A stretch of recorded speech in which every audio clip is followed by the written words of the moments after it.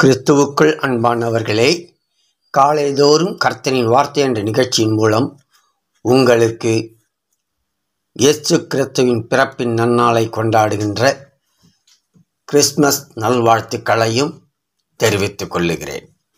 இன்றைய நாளிலே தேவன் நமக்கு கொடுத்திருக்கின்ற வார்த்தையானது லூக்கா 9ஆம் அதிகாரம் 35ஆம் வசனம். இவர் என்னுடைய நேசகுமாரன், இவருக்கு செவி கொடுங்கள் என்று மேகத்திலிருந்து ஒரு சத்தம் உண்டாயிற்று என்பதாகும். இந்த வார்த்தையை கவனிக்கின்ற வேளையிலே இதையே மார்க்கு 9ஆம் அதிகாரம் 7ஆம் வசனத்திலும் பார்க்க முடிகிறது. இவர் என்னுடைய நேசகுமாரன், இவருக்கு செவி கொடுங்கள் என்று மேகத்திலிருந்து ஒரு சத்தம் உண்டாயிற்று.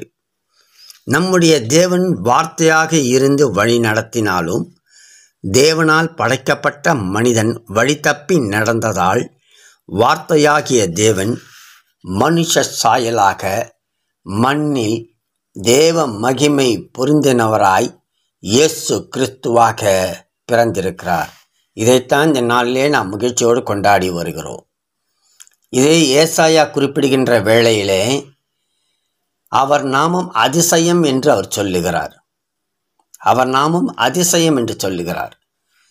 இந்த வார்த்தை இங்கே மாம்சமாக பிறப்பதற்கு முக்கிய காரணம் என்ன என்பதை ஆசாப் சங்கீதத்திலே அவர் பாடிய பாடலிலே புலம்பலாக குறிப்பிடுகிறார்.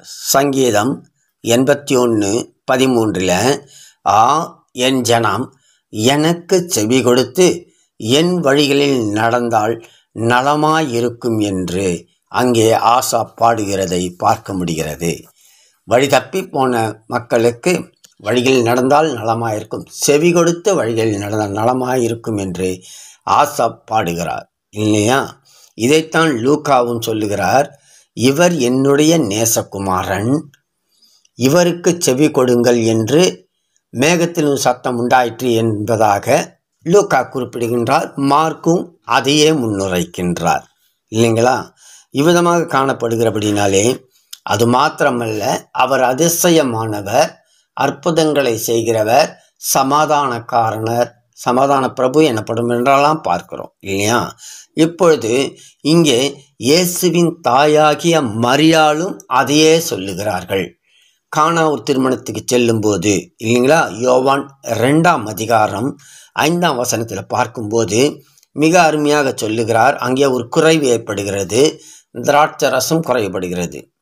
அப்பொழுது இயேசுவின் தாயாகிய மரியாள் வேலைக்காரரை நோக்கி அழகாக சொல்லுகிறார்கள், அவர் உங்களுக்கு என்ன சொல்லுகிறாரோ அதன்படி செய்யுங்கள் என்று இயேசுவின் தாய் சொல்வதை நாம் காண முடிகிறது.